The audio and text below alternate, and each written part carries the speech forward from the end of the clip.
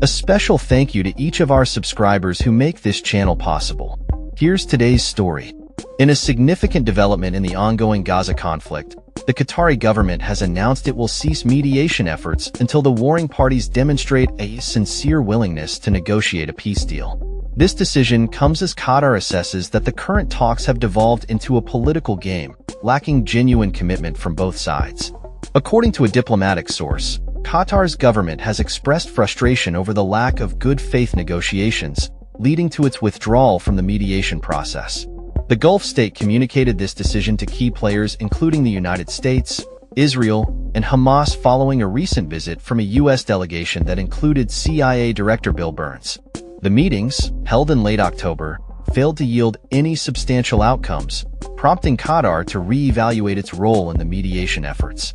The source indicated that the focus of the warring factions has shifted towards political optics rather than addressing real security concerns, which has hindered progress in negotiations.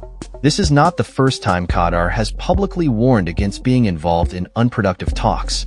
In a statement released over the weekend, the Qatari government refuted widespread media reports suggesting the closure of Hamas's political office in Doha, asserting that the office serves as a vital communication channel between concerned parties.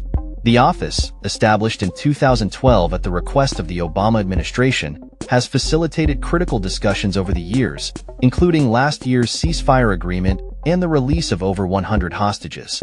However, since the temporary ceasefire and hostage release deal nearly a year ago, subsequent negotiations have repeatedly faltered, leading to rising criticism of Qatar from Israel and segments of the U.S. political landscape for its continued hosting of Hamas. Recently, a group of Republican senators urged the Biden administration to seek the extradition of Hamas officials residing in Qatar and to freeze their assets, further complicating Qatar's position. The Gulf state has made it clear that it will not be used for political leverage at its expense, emphasizing its desire for a genuine resolution to the conflict. U.S. officials have indicated that Washington has requested the closure of the Hamas office in Doha, a move that Qatar has yet to finalize.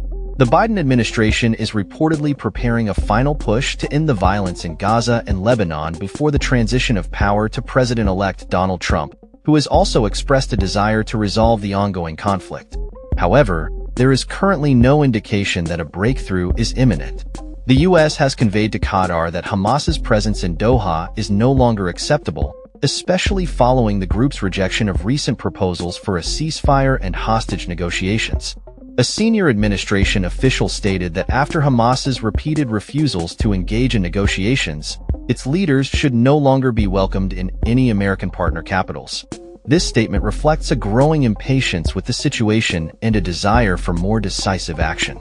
Amidst these developments, Hamas leaders have been preparing to relocate from Doha, with Turkey and Iraq being considered as potential new bases. The group has also recently opened a political office in Baghdad, signaling its search for alternative options. Observers warn that pushing Hamas out of Qatar could hinder future engagement with more moderate figures within the group and potentially allow more hostile nations like Iran to increase their influence over Hamas. The recent calls for Qatar to expel Hamas come as the Biden administration seeks to implement a final strategy to quell Israeli military operations in Gaza and Lebanon before the end of its term. Despite the pressure, it remains uncertain whether any substantial progress can be made in the current climate. The ongoing conflict has resulted in devastating humanitarian consequences, with over 43,000 Palestinian casualties reported due to Israeli retaliatory strikes.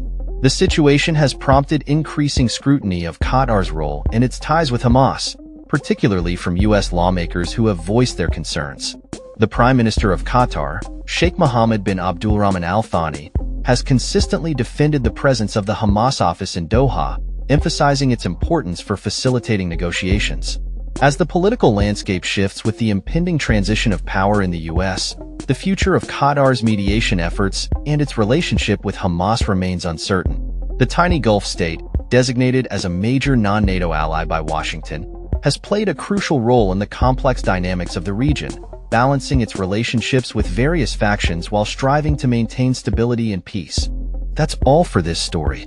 We upload videos every day covering many different subjects, so hit that subscribe button to stay informed. Thanks for watching.